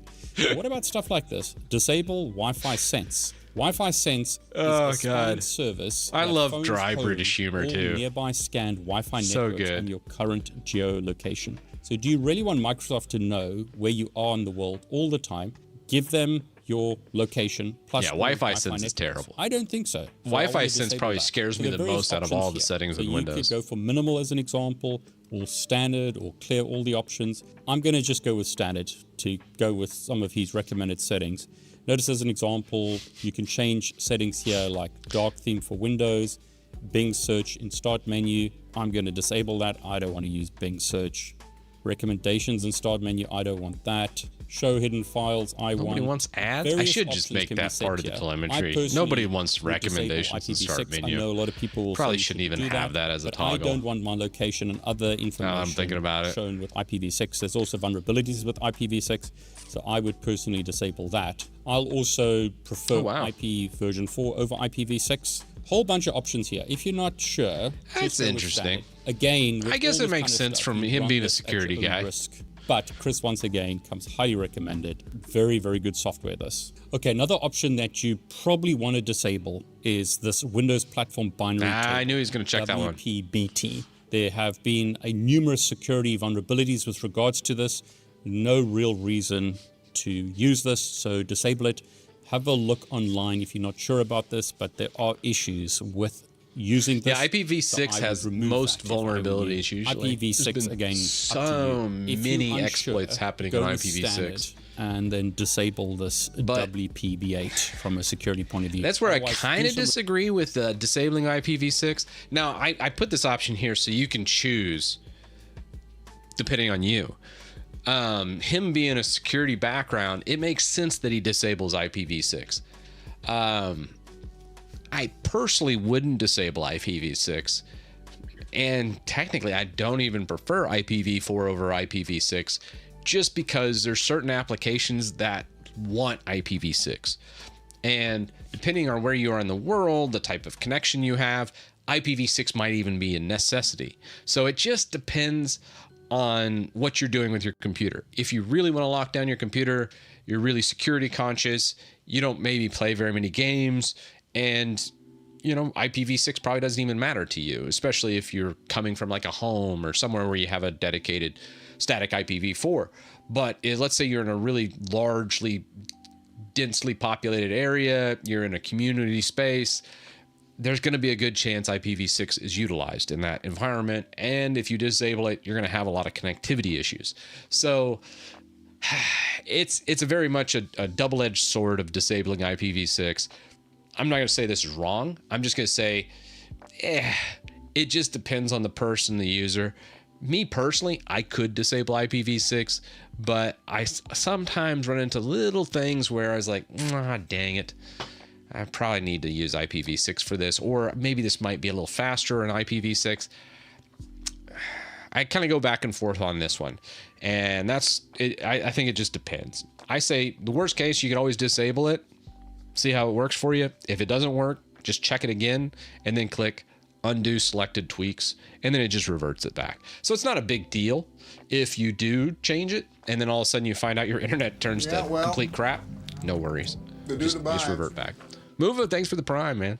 Research to see what to disable, and then once you've done that, you can run the tweaks to set classic right click menu. So I'm that's another one, Bill, where I'm just like, I absolutely have to have it. Believe it or not, some people, I had it as default for a little bit there. Some people actually complain. It's going to take some time, so I'm going some people like the new right click menu. As an example, a system insane people point has been created successfully. Those people do exist. That's because we told it to create a restore point. Yeah, I know. We continue removing stuff. Now this script is going to take some time, so I'm going to let it run and speed up the video at this point. What we will need to do at the end of this is reboot the computer to make all those changes. But at this point, I'll simply speed up the video. I like his little fast forward. Okay, so there you go. The tweaks are animation finished. You can see this has got a little checkbox. Ooh, so things clean. are done now. What I will do at this point is reboot my computer because of all the changes that have been made. So I'm going to restart it now. As you can see, the computer is restarting. Okay, I'll log back in. Okay, so it's booted up now. What I'm going to do is run my terminal again as administrator. So when it comes to IPv4, Ahmed, you can make a good point. Will IPv4 disable in favor of IPv6 by the year 2038? Back when I started doing networking in the early 2000s, people were telling me, this is funny, but people were telling me, make sure you learn IPv6. So of course, you study IPv6 is harder to learn than IPv4 because it's got like a hexadecimal syntax. So of course I sit there and I'm like, God, I hate IPv6. This is so much worse than IPv4, but it's what the world's going to be using in like 5 years, I'm only like a 20-something-year-old dude at that time, and I'm like, all right, let's learn it. Okay, well, everyone's still using IPv4, so that's what I used. And most of that crap I learned about IPv6, frankly, I forgot. And here we are, 20 years later, literally 20 years later, actually 22 years later from when I was doing like my networking stuff. We're still using IPv4. 22 years after the fact, they told me IPv6 is the future, man. Honestly, I kind of feel like it's like another Wayland versus Xorg kind of thing. Yeah, Wayland's the future, but most people are still using Xorg. Same could be said for IPv4 versus IPv6. It's kind of hilarious. Anyways, sorry. So this is digress PowerShell again, and I'm going to run Chris's tool again just to check various options. So again, So learning IPv6 even mean, you got to understand subnetting. Like, let's say you translate, let's say you're in a 10 dot subnet and you need to communicate with another subnet. How are you going to do the routing? You got to learn your specific one. Obviously, what I just gave is an IPv4 example, but you need to understand those subnets and figure that out. So like, let's say IPv4 is a 252 subnet, 255 repeating and ends in 252. How many addresses are allocated in that specific scenario? 3, I think. but yeah. And then same could be said for IPv6. What happens if IPv6 is F's repeating all the way to, whatever the hell it is? It's the hexadecimal equivalent. I don't even do that calculation in my head. I just say, okay, let me just pull up a website and calculate it through that subnet thing. But you got to understand how many addresses that you can allocate in that specific range of IPs when, let's say, you're using a DHCP server. These things are really important. So, yeah, man, that's what learning IPv6 means, or learning IPv4. These are fundamental networking things that, I'm not a networking guy, but you got to understand the basics, the fundamentals. Otherwise, you're kind of screwed. If you don't understand subnets, you're an idiot in the IT space. You got to learn just the basics.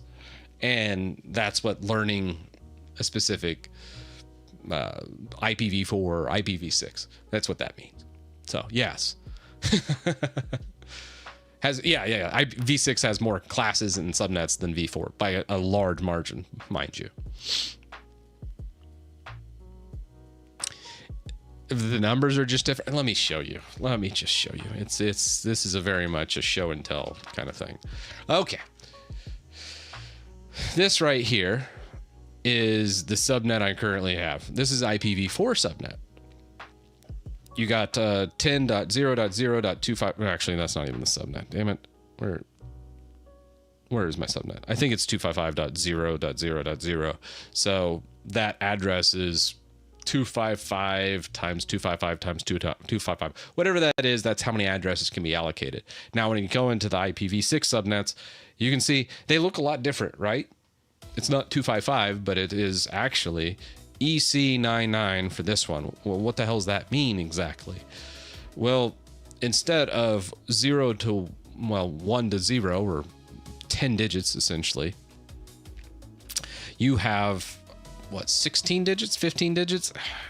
I hate hexadecimal. This is why I just use a calculator online whenever I have to do this kind of thing. But yeah, you got 15 digits or whatever it is on this one. 15, 15, 15. So instead of having 10 times 4 or 10 times 3, you have 15 or 16 times 4. So you have a lot more baked into just the simple octet or whatever it's called.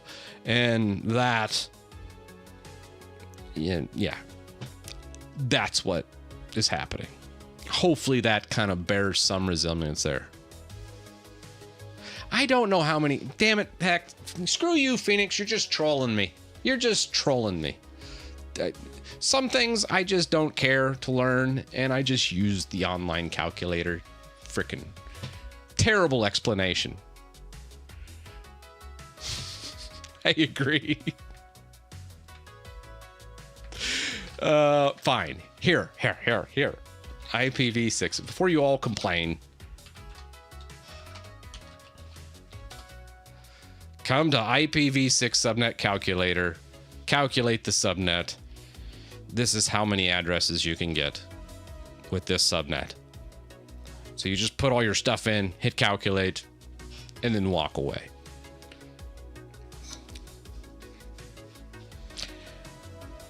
Yeah.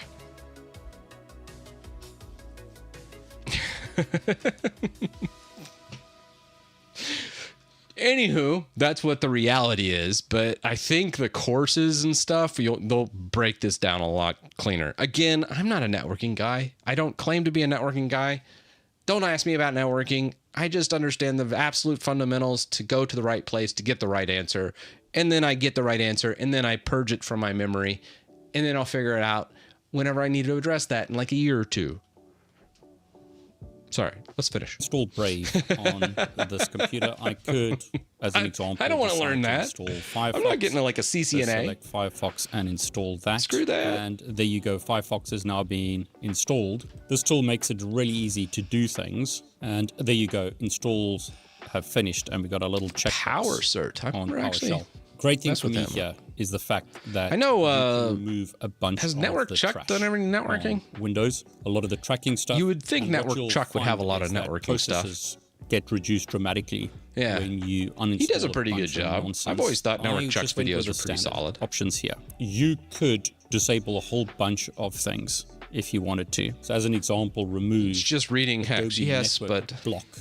Adobe debloat. it's much easier to read a lot of the trash 1 from through Adobe 9. as an example. Or Adobe, another terrible company. Yeah, 1 when it through comes to 9 and, tracking as well you know, as like forcing stuff hex. on you. Now, one of the options that he doesn't have disabled by default is recall. I don't think you should ever run recall on a Windows computer, but I'm going to leave it on this one just for demo purposes, but that's up to you. A bunch of options available here allowing you to remove trash from your computer. Do I not have recall by updates, default? I personally select security settings. Probably should add that. So that is now updated.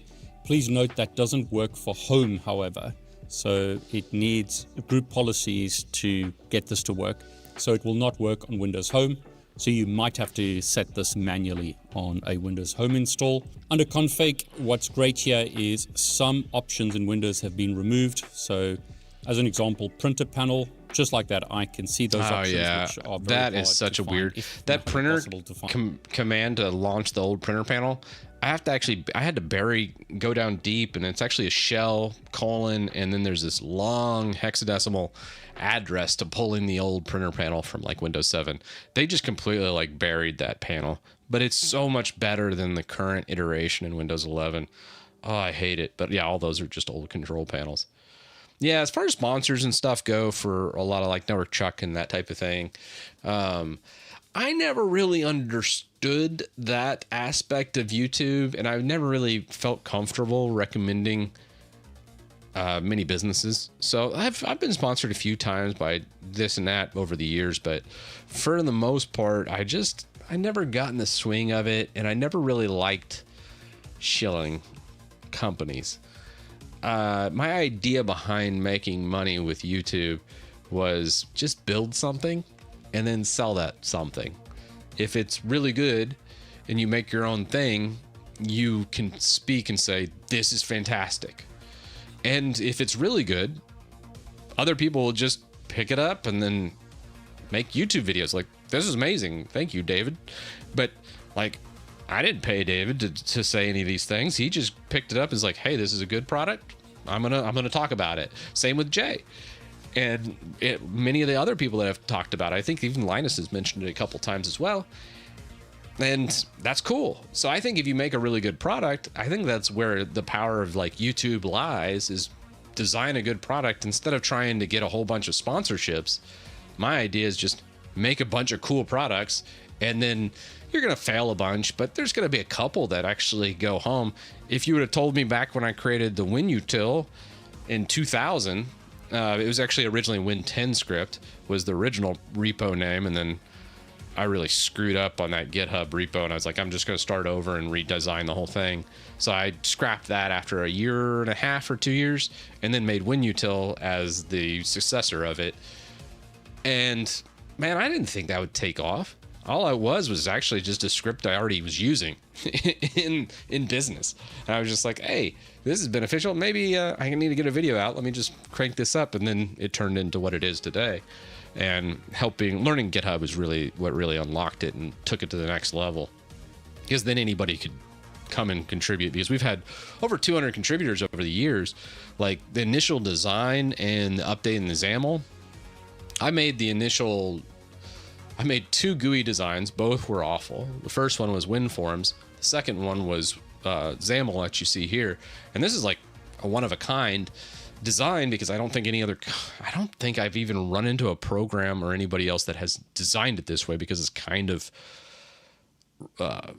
pain in the ass, I'd say, because it's really complex to design the XAML and then bake it into the PowerShell script. But even more so than that, to have it responsive like it is here, you have to use something called run spaces. And run spaces, for a lack of better explanation, it's like a dark art. Nobody's really good at run spaces, and there's not a ton of great documentation with run spaces in PowerShell. So you're doing 2 really obscure things that no one ever does in PowerShell to make this your tool. And there was a lot of trial and error, and a lot of that was because of GitHub. And people would come and go, and people would contribute. Had some people from Microsoft that actually contribute to the utility.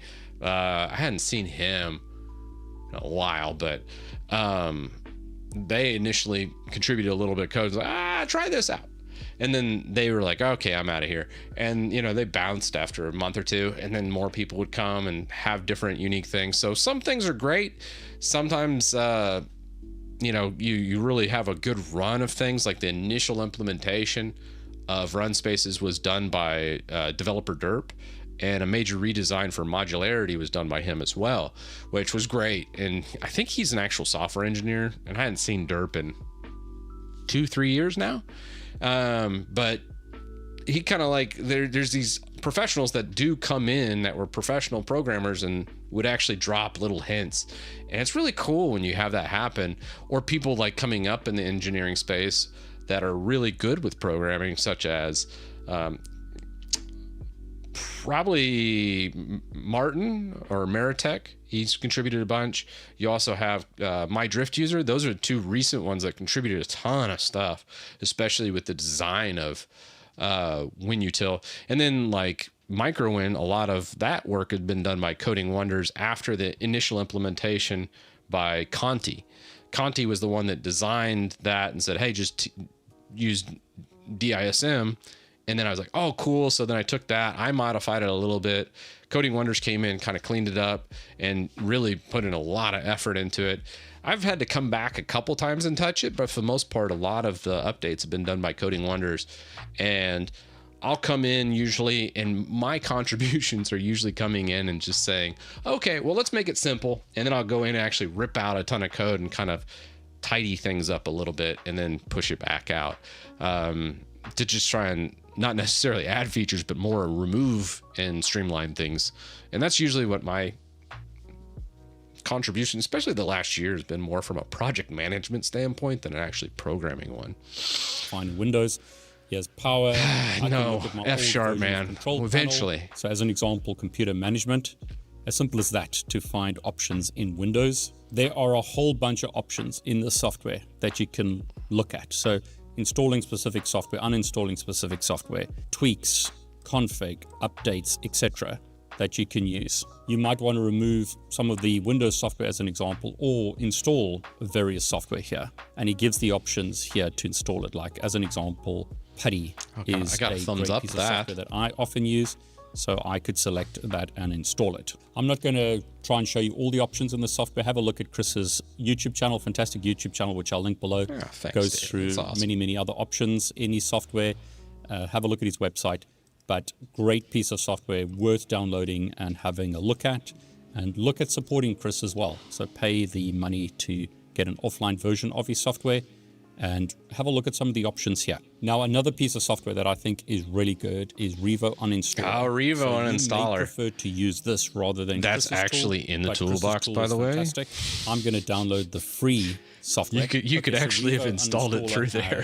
Download it. I'll you didn't see it. Click on the software to install it. Say yes to allow it to make changes. Unless they removed it from WinGit, but I'm pretty sure it's still there. Yeah. So you can actually just install Revo from the toolbox. That's okay. And then run it. Now, you can see straight away there's a bunch of trash. It is good for cleaning up a bunch of crap. Microsoft OneNote and different languages. I've got software that I don't really want, like this StoryCube service installer. I have got a bunch of trash in Windows. I really like UniGit UI as well. It's really good for installing and uninstalling software as well. I don't want Edge to start up initially. I don't want OneDrive to start up initially. Look at all this stuff that starts up straight away. Oh, God, so I'm going to unselect some of those so that they don't run every time Windows starts PTSD. up. Like this Cube starter. But you might just want to remove software. That ASUS does have a lot of bloatware, I gotta say. Let's say news as an example. I don't want the news showing up when I start up Windows. So I'm going to remove news. You can create a restore point so that you can restore this if something goes wrong. So I'll do that and then click continue. And then I'm going to scan for anything that's left over, select it all, and then delete it.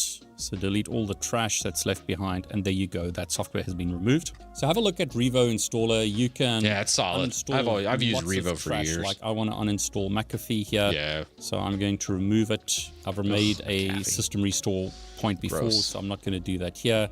I'm simply going to get rid of it and remove it. There's so much bloatware and trash that comes with Windows. So I'm going to get rid of some of this trash. I'll restart later, run a scan, select all and delete all this trash. Select all, delete it, and then click finish. You need to decide what you want, but I mean, why I've got all this nonsense here, I don't know. I'm going to get rid of all of this. Just seems to me that Microsoft has so much trash, and unfortunately you either move to Linux or you spend some time getting rid of all the trash on your operating system. Okay, so those are the tools that I reckon that you should run straight away. That's solid. That was a solid video. I liked it. Not much to say other than, hey, I'm glad we made today's stream and we actually got through and got our offline utility plugged up and going. Move to Linux sounds a lot easier. Yeah, that's fair. I'm still working on the book. I'm close for the Linux book. I gotta finish this next. The setting up of the Linux environment.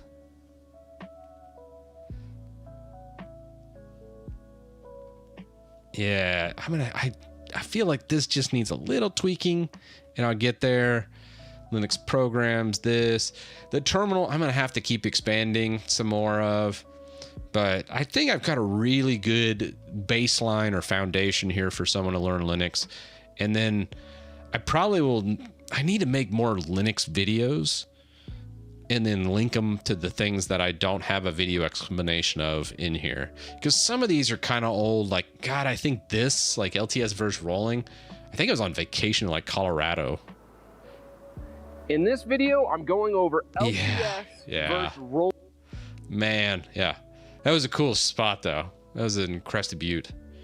And anyways, yeah, I probably need to redo a couple of these videos. But, they're still there. It's cool. We got the offline executable done. I still need to do signing, upload it to the site, get all that done. For anybody that's bought it, give me probably till tomorrow. Sometime tomorrow, I'll probably send out an email to everybody that's bought it and say, hey, you can now do it offline. Especially since Jay and David and other people have kind of run with that and said it's been offline and that's why you buy it.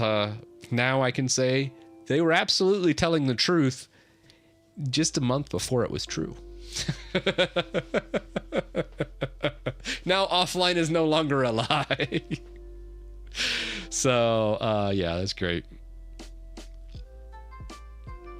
Ginger Bill. Yeah, we can rate Ginger Bill. All right. Well, let's go.